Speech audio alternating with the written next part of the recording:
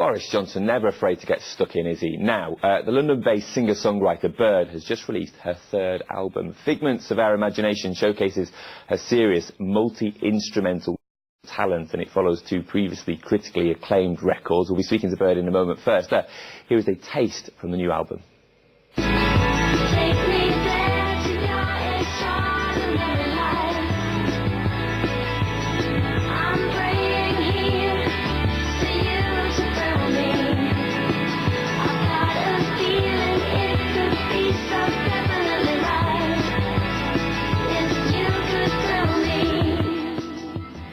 I'm delighted to say Bird joins us now. Thank you for coming in. Beautiful sounds there, and we'll talk about the musical side behind that in a minute. But first, age 6, I think it was, that you kind of first picked up a musical instrument. Yeah. And it's just gone and gone from there, hasn't it?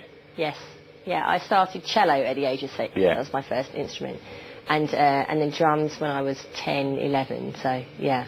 How many do you reckon now that you can play musically? Well, same two. Same two. No, but in the studio it's a different environment. So when I'm working in the studio, I can record in parts and layer and put things together, and you learn as you go along. I think once you train your ear and you learn to play an instrument well, everything else becomes a little bit easier, and then you learn how to work with those in a way that suits you. So. Yeah, because everything that's in your album, it's all you, isn't it? Yeah, it's all written, performed, the lot. There Yeah. can't be many people who can say, this is all my work. Probably not, yeah. I think my saving grace was learning drums, actually, which sounds a bit odd, but the natural progression for a cellist is to play the piano. And I was a bit, I was a bit of a rebel. I said, I'd really love to play the drums, something rock and roll. And actually now it's great because it's the one other instrument that you sort of need to be able to play really well if you're in a studio. You need to know what you're doing with that one. And having those two actually complement very well in pop music, and that's allowed me to take the kind of melodic side of the work and the rhythmic side of the work and kind of put those two things together, and everything else I can kind of build around that a bit. So. First two albums were in the 2000s, and since then it's not that you've just been doing nothing. You've been hugely busy. There's been festivals, but also a TV series, part of a TV series on Sky. Yes. How does all that kind of fit into the journey, into where you are now with this new album? I think journey's the right word, actually. It just is a journey. Yeah. I think I've been very lucky that I've been able to kind of sustain mine to keep it going. I think that's every musician's dream, really. And things just kind of, they just fall into place, really. You do one thing and then you get an opportunity to do another thing, and you just kind of grab it and you go with it. And the albums have kind of been informed by the things that have happened before them. So the second album was really a reaction to kind of the first album, that I kind of spent a long time working with a band, and I felt like I wanted to explore the cello and I wanted to explore vocals. And then this album is a reaction to being so limited in the second album that I wanted to make something where I could just play everything. So they just sort of, join together.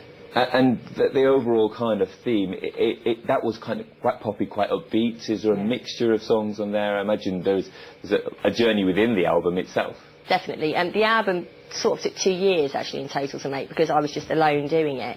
And the great thing is it was sort of like having a chocolate box. I'd sort of just like dig in and be like, today I'm going to play a bit of keys or a bit of bass. And so the songs are sort of informed by that process, really, I think, and they all have their kind of own lives. And because I took my time doing it, instead of having like 2 months ago I've got to make an album, it meant that I could just be a little bit freer with the music, and that you can hear because all the tracks are a bit different. They're just like what that moment was for me, and they were informed by that moment. So you have something that's quite jazzy sounding next to something that's quite rock and quite dark sounding. It was nice to have that freedom and be able to create that, I think. Yeah.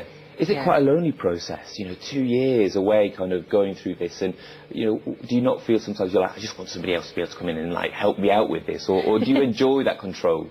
It's a bit of both, really. It was lovely having the freedom to just create anything you could possibly imagine to create by yourself, but there are limitations. I'm not a genius guitar player, for example, and there were moments when I had a fantastic engineer called Al that I work with, and he's a great guitarist, and there were a couple of times I went, Al, I know what I want it to sound like, but will you play it for me? He went, no.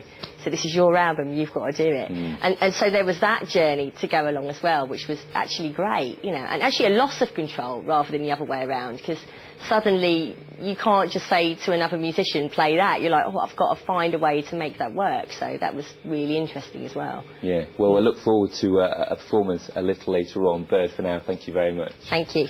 Right, stay with us. As we mentioned, when we come back after the break, we will have a live performance in the studio from Bird.